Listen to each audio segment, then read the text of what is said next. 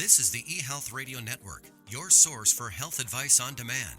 And now your host, Eric Michaels. Thanks for joining us once again here on the eHealth Radio Network. This is your host, Eric Michaels. Today we're speaking with Ora Nadrich, a pioneering mindfulness expert, international keynote speaker and coach, and the founder and president of the Institute for Transformational Thinking, a sought-after expert in the fields of mindfulness, transformational thinking, and self-discovery. Her newest book is Mindfulness and Mysticism, Connecting Present Moment Awareness with Higher States of Consciousness. And Ora, thanks for joining us here today on eHealth Radio. Thank you so much for having me. Hey, you're welcome, Ora, and thanks for your time as well. So a great place to start. I'm sure listeners would get to know you better by the response to this question. What are some of the things that inspire you in this life?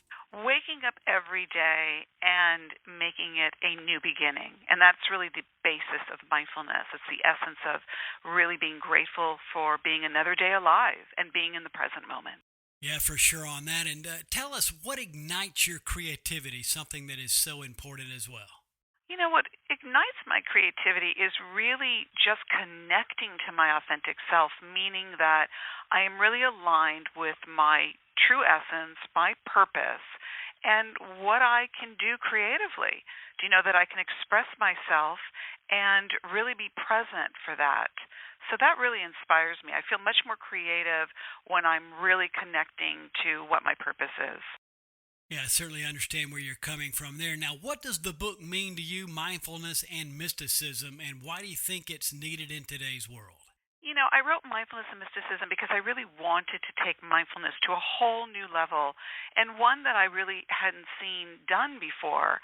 Do you know, I've written books on mindfulness, I've taught mindfulness, I blog on mindfulness, I do workshops on mindfulness, and I love it, do you know? But there's so many new things you can learn about mindfulness, and the reason why I coupled it with mysticism, because I wanted to demystify mysticism in the 21st century. You know, most people don't really even know what mysticism means. They think that it's something that's unreachable, that it's esoteric, and even metaphysical, and that isn't necessarily true. I view mysticism as an experience of being at one with whatever something spiritual means to you, and I don't necessarily put that in a religious context. I put it in a spiritual context in my book. So that means being present with what feels most spiritual or divine to you. And that could be God, it could be unity consciousness, it could be source, whatever that is for you that's personal. You don't even have to give it a label or a name, but what it really means is connecting to a spiritual experience. And I will add to that, one of my favorite quotes is that of philosopher Pierre Teilhard de Chardin, and he said, "We are spiritual beings having a human experience." So I think mindfulness and mysticism really takes the reader into understanding how they can access their spiritual experience even more. Now, speaking of mindfulness, if you would, give us 3 mindfulness tips inspired from the book. I would say the first one is waking up each morning and really acknowledging that you're in the present. You know, not rushing to the next moment, but really honoring and respecting and appreciating the moment that you're in right now.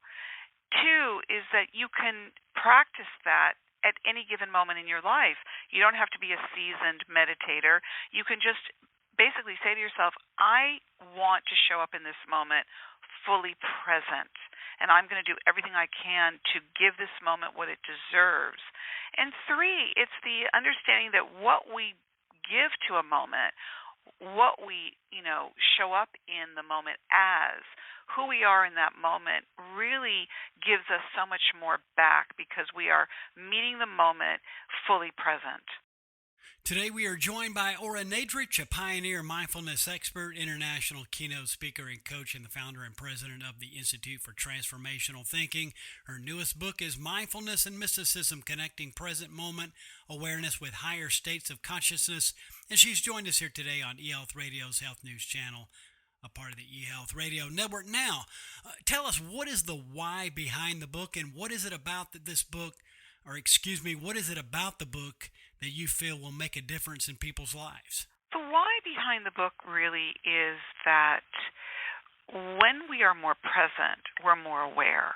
And when we're more aware, we're more conscious, which really makes us more conscious human beings, rather than being so rushed and distracted and always in search of something outside of ourselves. We really connect to something deeper within ourselves, which gives our life more meaning.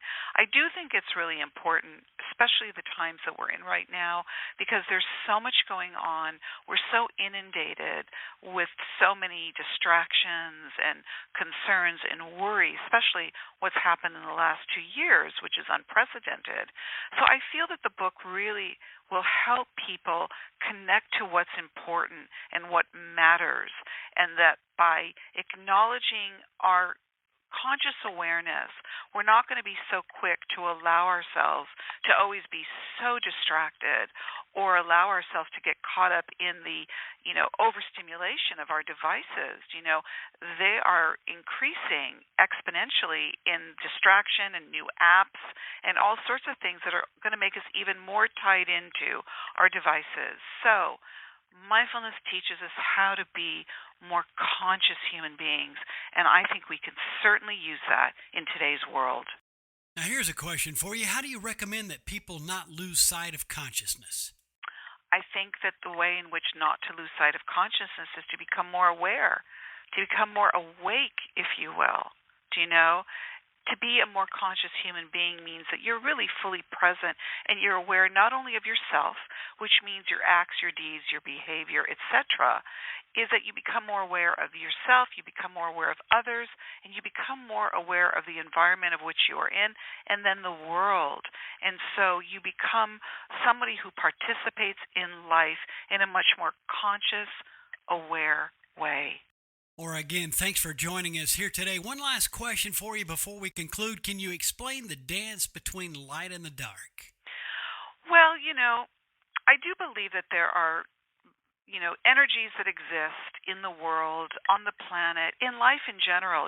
Carl Jung spoke of the shadow aspect of ourselves, meaning what are the parts of ourselves that we don't really like or even love or would just wish would go away. And we can't do that. We must acknowledge all the parts of ourselves, the lighter aspects of ourselves and the darker aspects of ourselves. If we don't acknowledge them, we'll project them out into the world and we'll project them onto others. And that's what creates a lot of the dissent in the world. That's what creates a lot of the hatred, a lot of racism. We project what we're not comfortable with out into the world. And what that does is it creates an energy. And that energy can either be of the light or it can be a darker energy.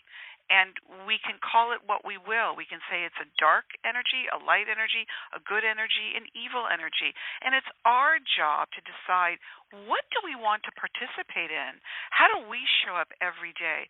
Are we a light bearer? Are we somebody that's emanating light and we're really wanting to make a difference in the world? As Gandhi said, be the change you wish to see in the world. That's a choice that we have. We can either be guided by the light or we can allow the darker aspects of ourselves to lead the way. And unfortunately, that is not following the path of light.